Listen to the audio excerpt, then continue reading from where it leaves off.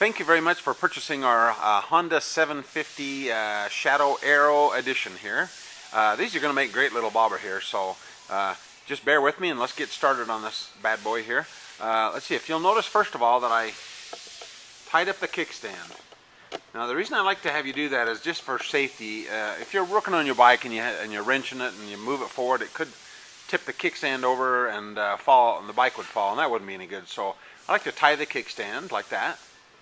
And then the second thing you may want to do, and I love this, is if you get one of these little roll-around chairs. Mine's kind of broken and it's old, but I love it because you can sit down and roll around and work on the bike. So I would grab those before I got started on the bike because it just makes it a lot of fun. So anyway, there you have it. Let's go ahead and get started.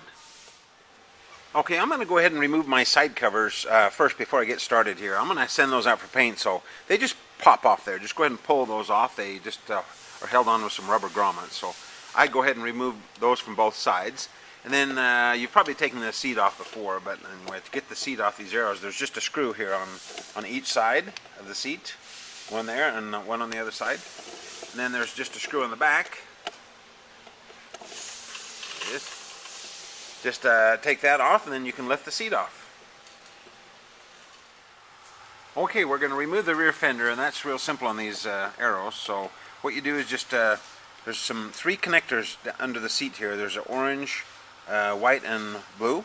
There's a little tab that you just lift up there. You can probably do it with your fingernail or a little screwdriver, and then that just the connector just comes out like that. So go ahead and disconnect all three of those, and then we'll remove the fender. I've started with the right side of the rear fender here. So I've taken these three bolts out. This one, and the one up here. And then that should allow this chrome piece to just pop off here. Go ahead and just let that hang there. Okay, you can release the wire here, and then just go ahead and pull that one out there like that. And then you should be able just to pull this one out too. So go ahead and just pull that one out, thread that wire through there, and then we'll go ahead and do the other side. I've undone the three screws on the left side now. And then if I pull this off, the signal light and this bracket will come off with it. And then you can thread the the wire through these little channels right here, and then just go ahead and pull that out. And then I think we can go ahead and just remove our rear fender. Okay, there it is. Whatever you do, don't sell or throw this rear fender away, because we're going to use these connectors later. So hold on to those and then we'll continue on. Okay, if you decide to remove the gas tank and send it out for paint, this is what you do. Now, the main thing is to be really careful around the gas lane because it's extremely flammable. So make sure you're really careful and don't spill any on your end or whatever. Make sure it's a good ventilated area you're working in. So anyway, this is your main fuel line. I'm going to show you this with the tank off because it's much easier to film. But this is the main fuel line that comes in the back of the fuel petcock there. Make sure whatever you do to turn the fuel petcock to the off position when you undo the fuel line. And then this tube right here, this slides over a little barb in the back of the fuel petcock. That's a vacuum line, and what that does is it doesn't allow fuel to come through the petcock unless the engine's running. It's just a vacuum line that opens up that petcock when the engine's running. It's a safety device, so when the engine stops, no fuel can come out the petcock. So anyway, you want to disconnect those, and then obviously you want to take the bolt out of the back of the tank. I screwed it back in the bike. That's a good way to do it. Just screw the screws back in the bike when you're finished. That way you won't lose them. And make sure you don't lose this washer, this big washer here.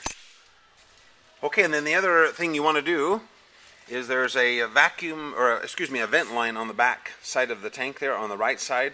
Just go ahead and pull that off. It's just right at the very back there. It just comes up. Just go ahead and pull that one off. And then the last thing before you lift the tank is you want to take the instrument cluster off. Just remove the two screws in the back. You can see them there. I've taken those out. And then this just slides forward and just comes off. You can see the wire that's, just go ahead and just let it drape down the side of the bike there. And there you go. And then you can go ahead and lift your tank off. Then go ahead and drain it and you can have it painted. Okay, I'm going to remove the front fender. The front fender.